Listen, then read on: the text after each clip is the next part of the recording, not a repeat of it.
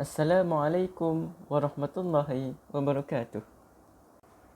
Bismillahirrahmanirrahim. Alhamdulillahirabbil alamin wassalatu wassalamu ala sayyidina Muhammad wa ala alihi wasahbihi ajma'in. Allahumma iftah alaina hikmataka wa anshur alaina min qada'i rahmatika ya arhamar rahimin. Rabbi shrah lana sudurana wa yassir lana umurana wa hlul 'uqdatam min lisanina yafqahu qawlana.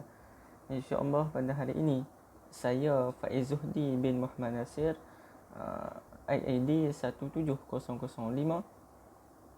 IID 17005 ataupun 171578893/2 iaitu nama matrik baru, merakamkan video ini di atas tugasan yang ditugaskan dalam subjek dakwah di Malaysia yang merupakan subjek elektif dua jabatan yang ditawarkan di Akademi Pengajian Islam Universiti Malaya. Harapnya semua dapat mendengar dengan baik insya-Allah video saya ini. Sebelum saya memulakan tajuk ceramah saya ini, saya hendak memberitahu kepada pendengar ataupun penonton sekalian bahawasanya saya ni tidak mahir, kurang mahir dalam penyampaian secara umum sebegini.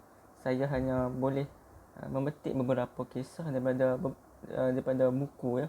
InsyaAllah pada hari ini saya memetik satu bab daripada buku 132 Langkah Penyucian Jiwa, terjemahan yang diterjemah oleh penterjemahnya daripada Dr. Syahid Dr. Syed Ramadan Al-Buti, yang mana buku ini daripada video-video pengajiannya di semasa beliau hidup. Mari kita sama-sama dengar apa yang saya petikkan daripada buku ini insya-Allah.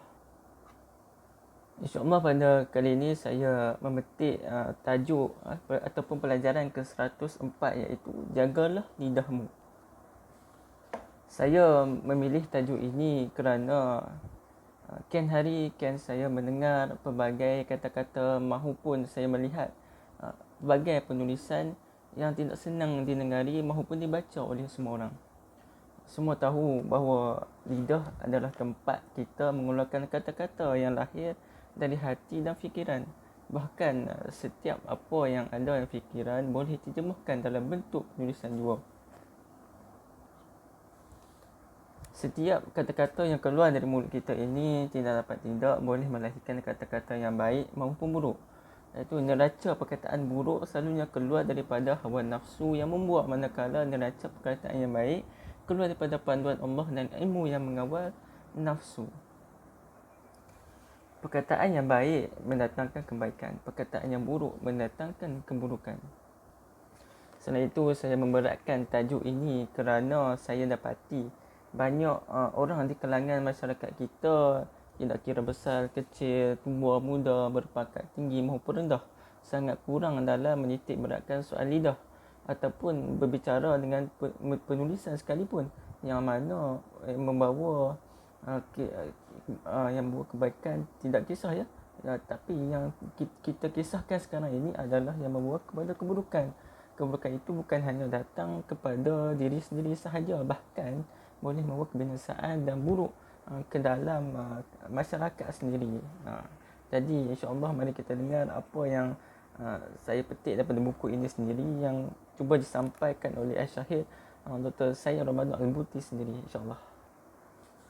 InsyaAllah sekarang saya akan sampaikan apa yang ditulis ya, terjemahan daripada penyampaian Syahid sendiri. InsyaAllah saya akan mulakan daripada Muaz bin Jabal radhiyallahu an berkata, saya pernah bersama Nabi sallallahu alaihi wasallam dalam satu perjalanan. Suatu pagi saya berada dekat dengan baginda dan kami sedang berjalan.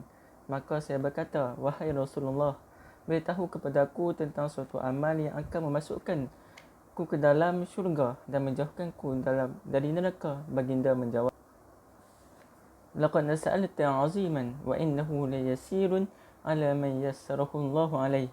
ثم قال ألا أخبرك بما لاكي ذلك كله قلت بلى فأخذ بلسانه فقال يكف عليك هذا قلت ya Nabi Allah wa inna lamu'akhuduna bima natakallamu bihi.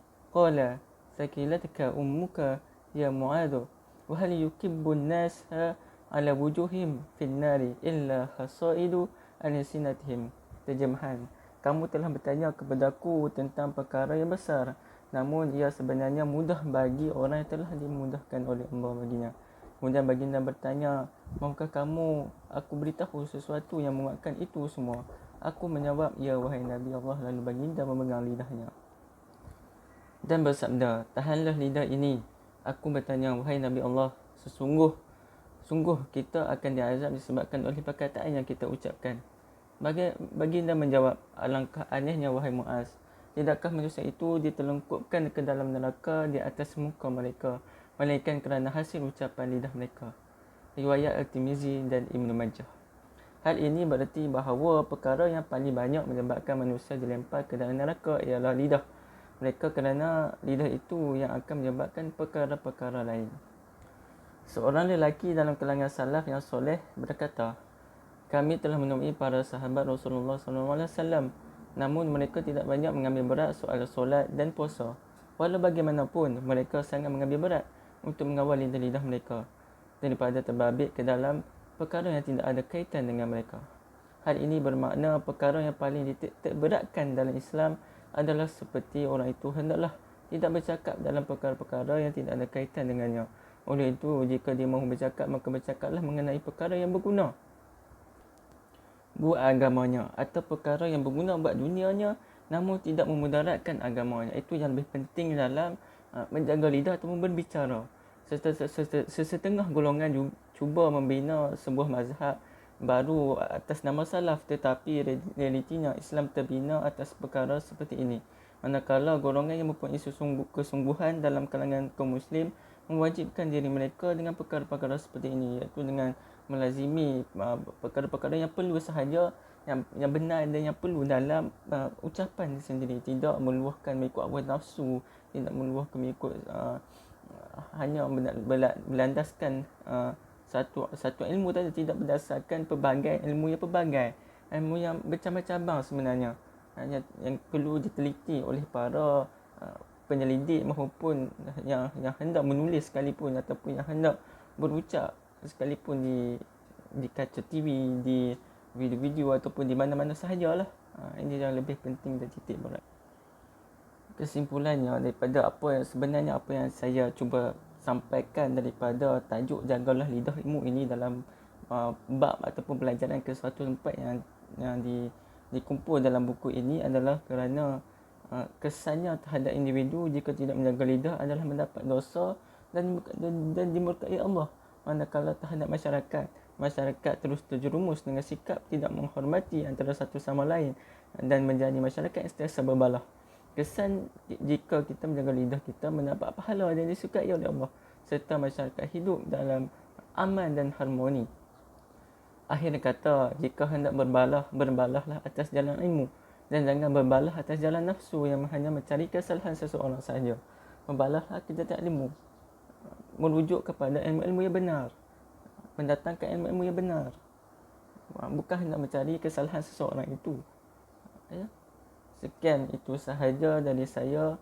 Apa yang baik datang daripada Allah SWT, dan apa yang buruk datang dari diri saya sendiri. Jika ada apa-apa kesalahan ataupun salah ucapan ataupun penyampaian saya ini, mohon ditegur insya-Allah. Wabillahi taufik wal hidayah. Wassalamualaikum warahmatullahi wabarakatuh. Sekian, terima kasih.